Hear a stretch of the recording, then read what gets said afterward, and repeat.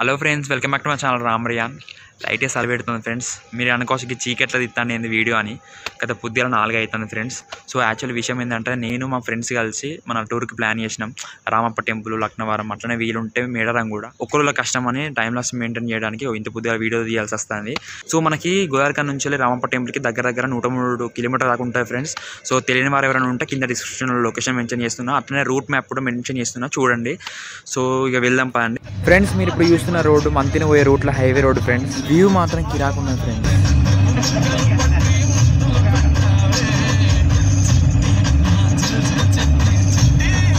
ఇక మంతి నచ్చింది చూడండి ఫ్రెండ్స్. మంతిలో ఛాయ్ తాగడానికి వచ్చినాం. ఇగో ఛాయ్ తీసుకుంటారు ఒక్కొక్కరు మా ఫ్రెండ్స్. ఇగో అన్నయ్య, ఇగో పెద్దన్న.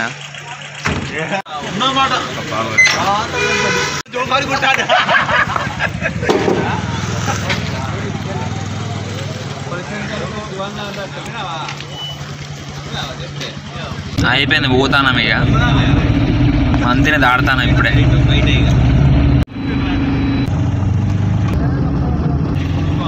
ఫ్రెండ్స్ భూపాలపల్లి ఇక్కడికి వచ్చినాం. ఇక్కడ చౌక్ ఉంటుంది, స్వతంత్ర చౌక్ ఉంటుంది. ఎటుదికి పోతే బస్ స్టాండ్ వస్తుంది, మన భూపాలపల్లి బస్ స్టాండ్. ఇప్పుడైతే టిఫిన్ చేయడానికి వచ్చినాం. సో టిఫిన్ చేసి నెక్స్ట్ పోదాం. బాగుంటుంది. 2 నిమిషాలు తింటే కడుపు నిండిపోతుంది. అన్నం తినే కూడా మంచిది. 12 దాకా ఆకలి కాదు.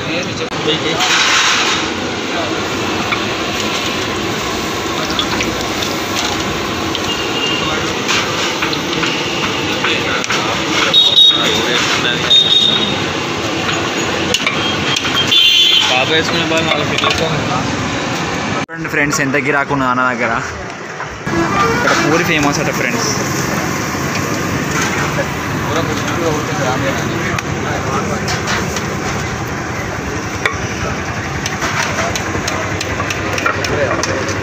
మాత్రం కిరాకు ఉన్నది. ఆశీర్వాద్ టిఫిన్స్ అంటారు. మీరు కూడా టేస్ట్ చేయాలనిపిస్తే టేస్ట్ చేయండి. భూపాలపల్లి బస్ స్టాండ్ కానీ దగ్గరనే, టేస్ట్ బాగుంటుంది. విజిట్ చేయండి, ఒకసారి విజిట్ చేయండి. చాలా చాలా బాగుంటుంది. ఒకసారి చెప్పండి ఫ్రెండ్స్, ఒకసారి ఎట్లున్నది ఒకసారి చెప్పండి. పూరి వేరే ఉన్నది. భూపాలపల్లి కట్ట ఖచ్చితంగా పూరి ఆంధ్ర బ్యాంక్ ఆపోజిట్ కాడ ఉంటుంది. విజిట్ చేయండి, చాలా చాలా బాగుంటుంది. ఎంత రేట్ వచ్చేసి ఎంత అయితే 30 రూపీస్ పూరి వచ్చేసి. 2 పూరీలు పెద్దగా వస్తాయి, కడుపు నుండి డైరెక్ట్. సో అది నెక్స్ట్ పోదాం ఫ్రెండ్స్. ఇది ఎంట్రన్స్ ఫ్రెండ్స్, మన రామప్ప టెంపుల్కి ఎంట్రన్స్. ఇదే దారి. సార్ వ్యూ చూడండి, చాలా చాలా బాగున్నది వ్యూ మాత్రం.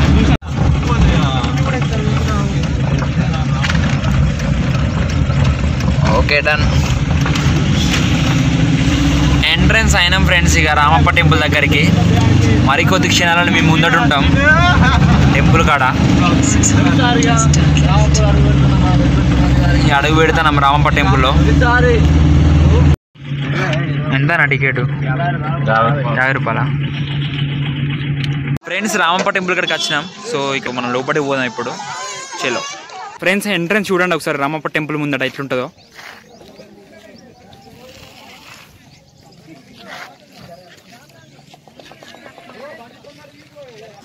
ఫ్రెండ్స్ ఇదే ఫ్రెండ్స్ రామప్ప టెంపుల్. ఇప్పుడు ఇది గేట్ ఎంట్రన్స్. ఇక రామప్ప టెంపుల్ వచ్చేసి పొద్దుగాల 6 నుంచి సాయంత్రం 6 దాకా ఉంటాడ friends. So drones, stands, lightings are not allowed అట. ఓన్లీ సెల్లో అలా కావచ్చు ఫ్రెండ్స్. ఈ రామప్ప టెంపుల్ నాకు తెలిసిన వరకు నేను చెప్తున్నా ఫ్రెండ్స్. తెలియనిది ఏదైనా ఉంటే మీరు కామెంట్ చేయండి, నేను చూస్తా ఫ్రెండ్స్. ఈ రామప్ప టెంపుల్ వచ్చేసి పలంపేట గ్రామంలో, వెంకటాపూర్ మండలంలో, ములుగు డిస్టిక్లో ఉంది. సో ఇది 1100వ శతాబ్దంలో కట్టిల్లు. సో దీన్ని కట్టింది ఎవరంటే రేచర్ల రుద్రారెడ్డి గారు. కాకతీయులు ఉన్నప్పుడు ఇది కట్టాడ ఫ్రెండ్స్. రామప్ప టెంపుల్కి మరో పేరు రామలింగేశ్వర స్వామి టెంపుల్ అని అంటారు ఫ్రెండ్స్. అంటే ఇక్కడ ఉన్న రామలింగేశ్వర స్వామి టెంపుల్ అంటారు. ఈ బయటలో అయితే అందరు కామన్గా రామప్ప టెంపుల్ అని అంటారు. సో ఇది వచ్చేసి మన వరంగల్ నుంచి 77 కిలోమీటర్లు, ములుగు డిస్టిక్ నుంచి 15 కిలోమీటర్లు, హైదరాబాద్ నుంచి 209 కిలోమీటర్ దాకా ఉంటుంది ఫ్రెండ్స్. సో మన గోదావరిఖాన్ నుంచి అయితే 103 కిలోమీటర్ ఫ్రెండ్స్. చూస్తా అంటే బాహుబలి సెట్ లెక్కన అనిపిస్తుంది ఫ్రెండ్స్. విజువల్స్ మాత్రం చాలా చాలా బాగున్నాయి. సో ఒకసారి టెంపుల్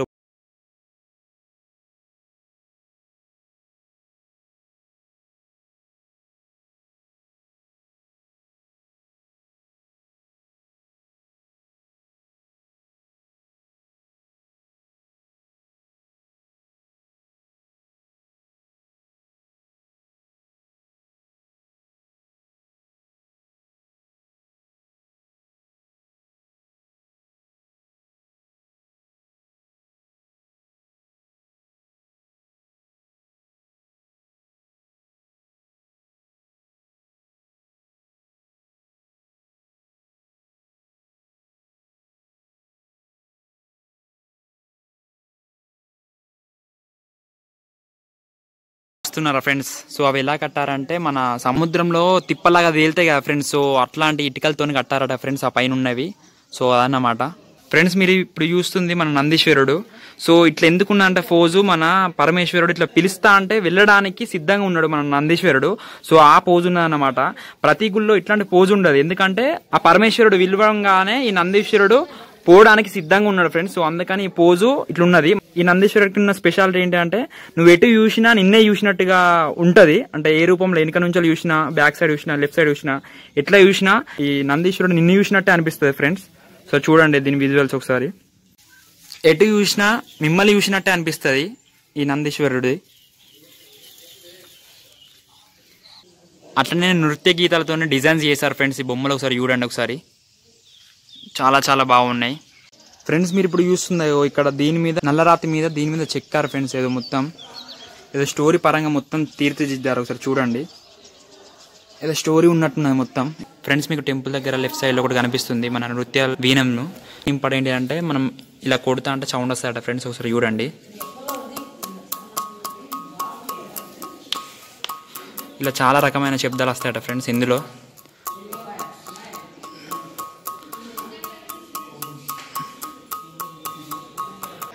ఫ్రెండ్స్ మీరు చూస్తున్నారు ఇక్కడ 4 నల్లరాతి స్తంభాలు ఉన్నాయి. సో ఇక్కడ ఇవి ఇక్కడనే ఎందుకు నిర్మించారంటే పొద్దున ఉదయం సూర్యుడు ఉదయించేటప్పుడు ఈ నల్లరాతి మీద కిరణాలు పడి ఆ రిఫ్లెక్ట్ అనేది శివుని మీద పడతాయట ఫ్రెండ్స్. సో దానికోసం ఇక్కడ నిర్మించారు ఫ్రెండ్స్ ఈ మన ఈ నల్ల స్తంభాలు. రకరకాలుగా తీర్చిదిద్దారు, చూడండి ఒకసారి.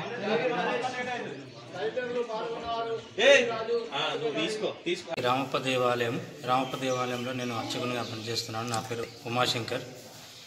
ఇది కాకతీయుల కాలం నాటి ఆలయము. ఇది 1213లో నిర్మాణం చేశారు. ఇప్పటికీ 800 సంవత్సరాలు అవుతుంది ఈ ఆలయ నిర్మాణం చేసి. ఈ ఆలయ నిర్మాణం కూడా 40 సంవత్సరాలు పట్టింది. ఇక్కడ శిల్పి యొక్క గొప్పతనం, నైపుణ్యత కనబడుతుంది కాబట్టి ఇక్కడ రామప్ప గుడి అని నామకరణం చేశారు. రామప్ప అంటే ఏంటి అంటే శిల్పి పేరు. ఇక్కడ శిల్పి పేరు ఎక్కడ కూడా దేవాలయం ఉన్నట్టుగా మనకు ఎక్కడ ఆనవాళ్ళు లేవు. ఇక్కడ రామప్ప అని నామకరణం చేశారు. అట్లే లోపల ఉన్న శివలింగాన్ని కూడా రామలింగేశ్వర స్వామిని పిలుస్తారు. అట్లా కూడా రామప్ప కూడా పిలుస్తారు. ఇక్కడ ఒక్కొక్క దాంట్లో ఒక్కొక్క ప్రత్యేకత చాలా అద్భుతంగా చెక్కాడు రామప్ప అనే శిల్పి గారు. ఇక్కడ రేచల రుద్రుడు అనే సామంతరాజు ఉండేవారు. ఆయనే ఈ దేవాలయం నిర్మాణం చేపించారు. ఆ రుద్రదేవుడు ఈ శివలింగాన్ని రుద్రదేవుడు ప్రతిష్టాపన చేశాడు కాబట్టి రుద్రేశ్వర ఆలయం అని మరియు రామలింగేశ్వర స్వామిని పిలుస్తుంటారు. ఇక్కడ వరంగల్ని కాకతీయ రాజులు పరిపాలించుతుండ్రు. ఇక్కడ సామంతరాజ్యం అనే పాలంపేట గ్రామాన్ని పరిపాలించుతున్నారు. అదేవిధంగా ఇక్కడ చూస్తే ఇక్కడ అద్భుతమైన కళాఖండాలు మనకు కనిపిస్తాయి. ఇక్కడ చూస్తే మనకు ద్వారపాలికలను ఇచ్చారు. ఇక్కడ చూస్తే 1, 2, 3, 4, 5 శిల్పాలను ఇచ్చారు. అటు సైడ్ 1, 2, 3, 4, 5 శిల్పాలు ఇచ్చారు.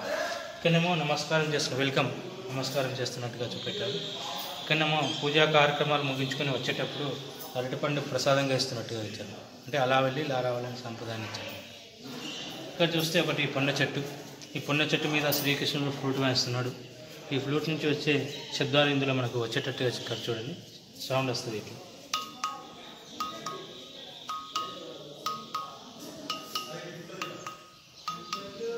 ఇంకెక్కడ కొట్టినా కూడా సౌండ్ రాదు, ఇక్కడే వస్తుంది చూడండి. ఆ ఫ్లూట్ సౌండ్ ఇక్కడ మనకు వినపడుతుంది. ఇది చూస్తే ఇక్కడ పేరిణి నృత్యం, పేరిణి శివతాండం అంటారు. కాకతీయులు యుద్ధానికి వెళ్లే ముందు ఈ నాట్యాన్ని చేసేవారు అన్నమాట. వాళ్ళలో ఇన్స్పిరేషన్ కలగడానికి ఈ నాట్యం చేసేవారు.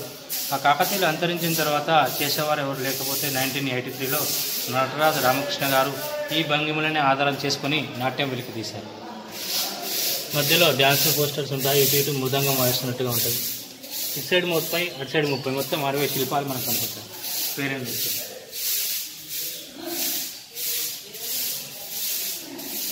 మనకు మధ్యలో వస్తే గజలక్ష్మి మనకు ద్వారం ముందర ఈ కాకతీయులు కట్టించినటువంటి దేవాలయంలో ఎక్కడ చూసినా కూడా మనకు ఆనవాయితీగా కనబడుతుంది గజలక్ష్మి. ఇది చూస్తే మనకు ఒకటే రాయిలో కనబడుతుంది కానీ మొత్తం 5 భాగాలు ఉంటాయి ఇందులో. ఇది కింద ఒక భాగం, ఈ కింద నుంచి ఇక్కడ నుంచి ఇక్కడ రౌండ్ కింద వరకు 2, ఆ రౌండ్ 3, ఆ పైన 4, ఆ స్క్వేర్ 5, ఇట్లా 5 భాగాలు మనకు కనబడుతుంటాయి. ఇది చూస్తే ఆ కాలంలో ఎలాంటి మిషన్స్ లేవు.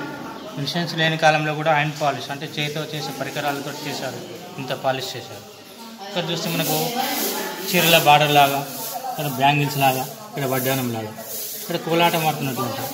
ఇక్కడ ఎడమ చేతితో ఆడుతుంటే ఈమె కుడి చేతితో ఆడుతున్నట్టుగా, ఎడమ చేయి కర్ర కుడి చేతితో కర్ర ఆడుతున్నట్టుగా న్యాచురల్గా ఎలా ఆడితే అక్కడ మనకు న్యాచురల్గా కనపడుతుంది. మధ్యలో స్పష్టంగా మనకు గ్యాప్ కూడా స్పష్టంగా చూపెట్టేస్తుంది. చేతుల మధ్యలో కానీ, మన మధ్యలో కానీ, కాళ్ళ మధ్యలో కానీ ఇట్లా చూపెట్టారు. ఇక్కడ చూస్తే మనకు 1, 2, 3 మనుషులు ఉన్నారు కదా. ఇక్కడ చూస్తే 1, 2, 3, 4 కాళ్ళు ఉన్నాయి. ఇక్కడ చూస్తే ఈయన కాళ్ళు ఈయనకుంటాయి, ఇక్కడ చూస్తే ఈయన కాళ్ళు ఈయనకుంటాయి, ఇక్కడ చూస్తే ఈయన కాళ్ళు ఈయనకుంటాయి. ముగ్గురికి ఉండవలసినవి 6 కాళ్ళు, 4 కాళ్ళు ఇచ్చి ఎవరి కాళ్ళు వాళ్ళకు ఉన్నట్టుగా చూపెట్టారు. ఇది శిల్పి యొక్క గొప్పతనం. మనకి ఇక్కడ గర్భాలయం చూస్తే ఉదయం నుంచి సాయంకాలం వరకు ఈ మండపంలో ఎంత వెళ్తుంటే గర్భాలయంలో అంతే వెళ్తుంటుంది. దానికి కారణం ఏంటంటే ఆ చుట్టూ కూడా, అక్కడ చుట్టూ కూడా సగం వరకే కట్టారు కదా. ఆ సగం వరకే కట్టించడం వల్ల బయట నుంచి వచ్చిన కాంతి అనేది లోపలికి రిఫ్లెక్షన్ అయ్యి లోపల పడుతుంది స్వామివారి పైన. ఇక్కడ ఆ కాలంలో ఎలాంటి సైంటిఫిక్ లేకుండా కూడా ఇలా కట్టారు. ఇక్కడ ఈ మహిళలు ఎంతో మంది పూజకి వచ్చారు. ఎక్కడెక్కడ నుంచోళ్ళు.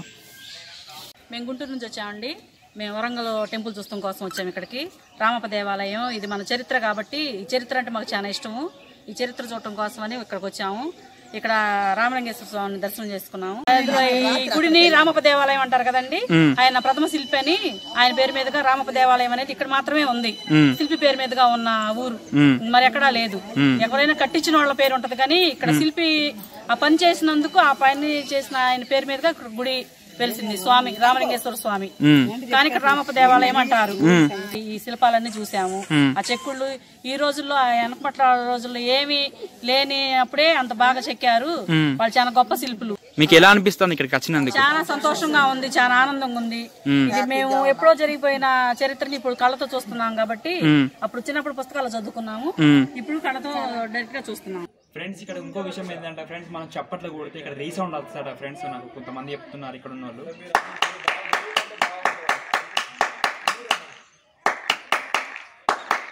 ఫ్రెండ్స్ ఇక్కడ స్టే చేయడానికి మన పార్కులు కూడా ఉన్నాయి ఫ్రెండ్స్. ఇక్కడ మన రామప్ప టెంపుల్ కాడ ఇక్కడ స్టే చేయడానికి మంచిగా ఉన్నది. వాతావరణం కానీ ఇట్లా స్టే చేయడానికి మంచిగా అంతా లొకేషన్ కూడా బాగానే ఉంది ఫ్రెండ్స్. మొత్తానికైతే రామప్ప టెంపుల్ అట్లా వ్లాగ్ అయిపోయింది. సో ఈ వీడియో కనుక మీకు నచ్చినట్లయితే లైక్ చేయండి, కామెంట్ చేయండి, షేర్ చేయండి, సబ్స్క్రైబ్ చేయండి. అండ్ లాస్ట్లో జర గంట కూడా కొట్టుర్రి. లక్నవరంలో కలుద్దాం. బాయ్.